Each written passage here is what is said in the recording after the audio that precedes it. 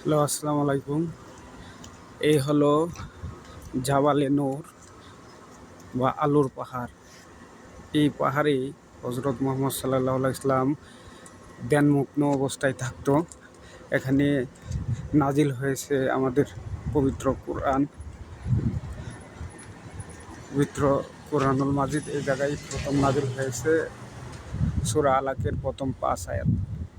এই এত দূর, এই আজকে এই বিকালে ওই সময় আসলে আমাদের এই জায়গাতে যাওয়ার সম্ভব হবে না। যদি সকালে হতো, ফজরের নামাজের পরে আসতাম, তাহলে অবশ্যই উঠতে পারতাম।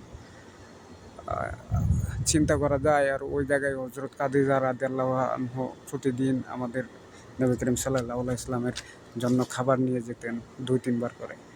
আসলে ওনাদের এনার্জি লেভেল কতটা ছিল আসলে চিন্তা করা যায়।